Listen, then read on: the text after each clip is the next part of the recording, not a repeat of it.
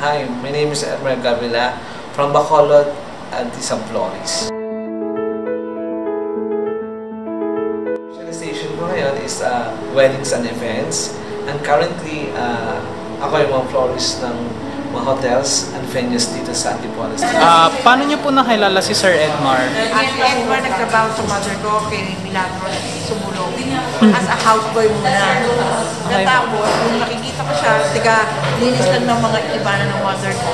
Parang tapos kinausap ko siya, parang mas mahilig sa iba pa. Sabi ko, not only the garden, pero pag-ayos ng mga flower arrangement, parang gano'n. So, sabi niya, oo, mahilig ako. So, ginawa namin, sinabi ko siya, pag-usapan namin siya sa, kasi meron kami ibana, monthly meeting, every second Tuesday, no? Second Tuesday of the month. Tapos sinasama namin siya, basta bibit-bitin niya lang yung mga flowers, tapos nag-aasya siya sa mother ko. Tapos nandun na lang siya sa likod, may dala siya notebook, sinusulat niya, minsan may pinulungin pa siya. Kaya sabi ko, ama talaga mahilig siya. Bago siya mag-open ng shop, tinanong niya ako, ma'am gusto mo open ng shop? Sabi ko, bumapasok pa ako, hindi pa ako pwede. Kasi mas magaling ka. Sabi ko, tsagaan mo lang yan. Tapos nung nagtanong na siya, sabi niya, parang mahal daw ang renta. Mag-utang here ba? Kaya mo bayaran niya?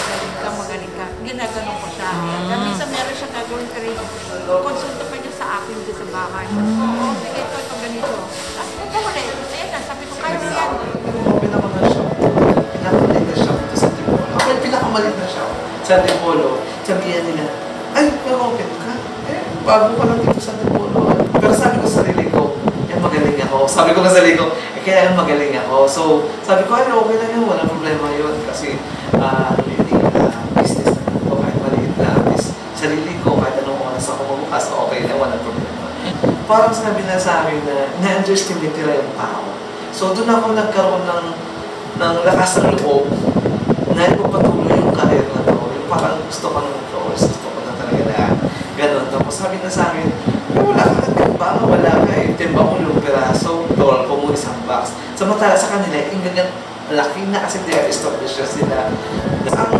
Nung ngayon, nag-open ako isang shop ko, lahat sila ng mga customer ko dati, mga customer ko talaga dati na nakita nila yung paano mag-grow to business ko. Until now, sobrang proud sila. Kasi, start ako nung wala eh. Wala talaga kasi alam mo, minsan, ang floral po, tatawaran mo pa, hindi mo titawaran sa dangwa. At pumunta sa dangwa, kahit tanungin mo sila, lahat ng mga suki ko, kilala ako nun. Do you consider yourself successful na as a florist? Oo naman na, sa ngayon is successful na kasi compare naman dati, kumpara mo naman ngayon. So kasi achievement kasi hindi naman talaga totally famous na naka-achieve. Ako kasi maliit na yung kaligayahan ko eh. So sa ngayon, kumpara dati, mas pina-achieve na rin ako ngayon kumpara dati. Na nung datay na yun na walang-wala talaga. So ngayon, nakita ko ang sarili ko na naging success na rin, pero something, kailangan mo pa, mas marami pa akong dapat i-achieve. Paano niyo nakilala si Teddy Manuel? And sino si Teddy Manuel for you? Nakilala ko si pero hindi ko siya na-meet personally si Teddy Manuel. Kasi pag sinabi mong Teddy Manuel, sobrang public talaga. Hindi kaya tapatan kahit sino. Gusto ko mag-join sa nila kasi parang story niya, parang almost mas related sa story ko eh. So parang doon ako nagkaroon ng why try ko na ma-meet si Teddy Manuel. Yun ang pinaka-dream ko. So, I think siguro after itong vision ko, after nung nag-dream ni Teddy Manuel, I think na-provide ko ng pinaka-quality na trabaho na hindi siya mapapahirap.